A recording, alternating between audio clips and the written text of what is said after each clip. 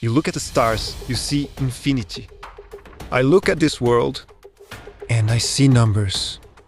Billions of dollars moving through the dark, driven by absolute greed, fear, and stupidity. Some people work 40 years for a piece of paper. Others break the system to get it overnight. I do not interfere. I just watch the money. I am actor. Welcome to Finance Untold.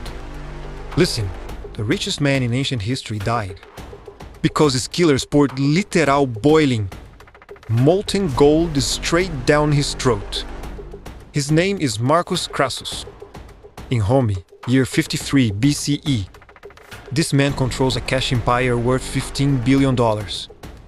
That is equal to the entire annual budget of the Roman Empire. How does he get it? He exploits a massive, terrifying loophole. Rome has completely wood-built blocks, but absolutely zero public fire departments. So Crassus buys 500 highly trained slaves. When a house catches fire, Crassus stands in the street, watching it burn. He looks at the screaming owner and offers a dirt cheap, insulting price to buy the burning property. If the owner says no, Crassus lets it burn to ash. If they say yes, his slave army instantly puts out the fire.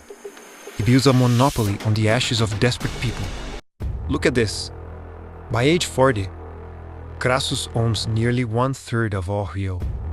Instead in Rome, his wealth scales to impossible heights. But in Rome, straight cash is not enough. The people do not worship a landlord. They worship generals. Two massive rivals, Julius Caesar and Pompey the Great, are winning glorious wars and capturing entire nations. Crassus is deeply insecure. The elite patricians laugh at his fire brigade extortion racket. To buy political survival and influence, he starts financing Caesar's massive political debts, essentially bankrolling the rise of the Roman Empire. But the stress is eating him alive. He realizes that without a massive military victory of his own, his billions mean absolutely nothing. The stakes double. Crassus gets desperate. At age 60, completely ignoring his zero military experience, he buys a massive army of 7 Roman legions. He marches out to invade Parthia, a brutally rich empire in modern-day Iran, purely to steal their gold and glory. The desert heat is suffocating. His soldiers are completely exhausted. Then, the historical variable hits him. The Parthian horse archers use brilliant hit-and-run tactics, completely obliterating the rigid Roman formations. Crassus watches his own son get decapitated on the battlefield. His multi-billion-dollar army is utterly destroyed in the sand. Crassus tries to negotiate a surrender.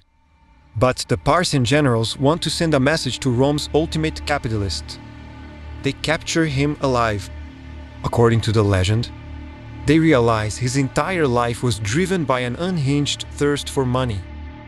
They melt down a pile of gold coins, force his mouth open, and pour the liquid fire down his throat. He wanted all the gold in the world, so they gave it to him.